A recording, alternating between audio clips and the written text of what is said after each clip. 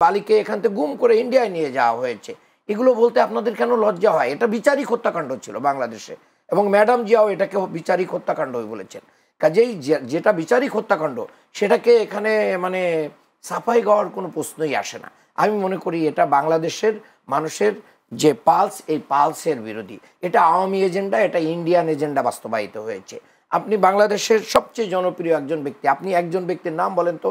মাওলানা দেলোয়ার হোসেন সাঈদীর যে জনপ্রিয়তা বাংলাদেশে তৈরি হয়েছিল, এরকম জনপ্রিয় ব্যক্তি আমরা নাম শুনেছি, শহীদ প্রেসিডেন্ট জিয়াউর রহমান। এবং এমনকি দেখেন বাংলাদেশে যাকে যুদ্ধ অপরাধের নামে সবচেয়ে বড় তকমা দেওয়া হয়, অধ্যাপক গোলাম আজম, তার জানা যায় মানে সবচেয়ে দুঃসময়ের ভিতরে কি পরিমাণ মানুষ হয়েছিল। আওয়ামী লীগ অফিস পার হয়ে চলে গিয়েছিল, এই উত্তর গেট দক্ষিণ গেট চারিদিকে লোকে লোকারণ্য হয়ে গিয়েছিল। একজন মানে রাজাকারের জানা যায় মানে এত দুঃসময়ের ভিতরে হাজার হাজার লক্ষ লক্ষ মানুষ কোত্থেকে আসে ভাই? তাহলে এই তকমাগুলো মূলত জামাত ইসলামীর যে রাইজিং পাওয়ার, জামাত ইসলামীর যে ওয়েলফেয়ার পলিটিক্স, জামাত ইসলামীর যে ক্লিন ইমেজ, জামাত ইসলামী যে দুর্নীতিমুক্ত রাজনীতি করে, দুইজন মন্ত্রী যাদেরকে হত্যা করা হয়েছে তারা 3টা মন্ত্রণালয় চালিয়েছেন, 1টা টাকার দুর্নীতির তথ্য কেউ আজও পর্যন্ত আবিষ্কার করতে পারে নাই। তাহলে এই যে ওয়েলফেয়ার পলিটিক্সের মাধ্যমে মানুষের হৃদয়ে যে অবস্থান করে নিচ্ছে, সেই জায়গাকে ঠেকানোর জন্য আবল তাবল বলছেন। দ্বিতীয় হচ্ছে, আমি আপনার কাছে জানতে চাই যে এই বক্তব্য 3জন ব্যক্তির না বিএনপির?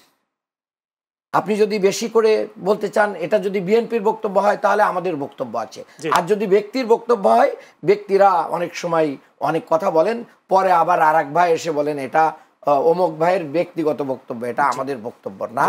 ধন্যবাদ। কাজেই আমি মনে করি যে রাজনীতিতে আওয়ামী বিরোধী, ফ্যাসিস্ট বিরোধী যে ঐক্য আমাদের ভিতরে আছে, এই ঐক্যকে ফাটল ধরিয়ে একটা সুযোগ নেওয়ার জন্য যে আওয়ামী লীগের লোকেরা ওত পেতে আছে, সেই ফাঁদেই এই ব্যক্তিরা পা দিয়ে কথা বলতে। ধন্যবাদ। আমরা একটা 2টা প্রশ্ন করি, 2টা প্রশ্ন খুব দর্শকও জানা উচিত।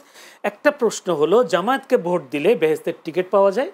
আরেকটা প্রশ্ন, যেটা জাহাঙ্গীরনগর ইউনিভার্সিটির একজন শিক্ষিকা তিনি বলেছেন, সিরাজগঞ্জ জেলা জামায়াতের সেক্রেটারি তিনি বলেছেন আওয়ামী লীগের যেই নেতারা পালিয়ে গেছেন তাদের স্ত্রীর উপর হক আছে জামায়াতের। এই 2টা প্রশ্নের উত্তরটা আমি একটু জানতে চাই, আসলে জামায়াত এই কাজগুলো করেছে কিনা, ওই কথাগুলো বলেছে। 1 নাম্বার হচ্ছে, জামায়াত ইসলামী কাউকে বেহেশতের গ্যারান্টি দেয় না, এবং আমি জামাত ইসলামী করি, আমার কাছেও কোনো গ্যারান্টি নাই। আমি একটা বক্তব্যে বলেছি জামাতের আমিরেরও কোনো গ্যারান্টি নাই যে তিনি জান্নাতে যাবেন। বাট কোরআন এবং হাদিস বলে যে আপনি যদি 5 ওয়াক্ত নামাজ পড়েন আপনি এটা করবেন, নামাজ বেহেশতের চাবি। এটা যদি জামাত ইসলামীর কোনো ব্যক্তি বলে তাহলে অপরাধটা কোথায়? আপনি নামাজি লোক, আশা করা যায় এই লোকটা জান্নাতি হতে পারে।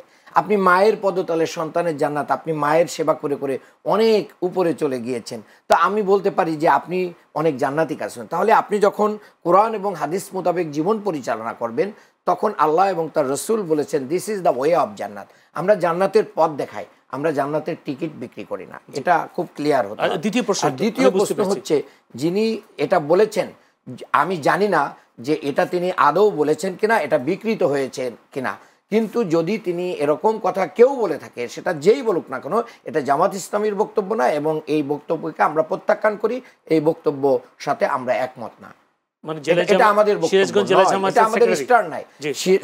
আমি জানি না যে তিনি আদৌ এটা বলেছেন কিনা, কতটুকু বলেছেন, বিকৃত হয়েছে কিনা, এটা সম্পর্কে আমার স্টাডি নাই। বাট এই বক্তব্য আমাদের দলীয় কোনো বক্তব্য নয়, এই বক্তব্যকে আমি সমর্থন করি না, এরকম বক্তব্য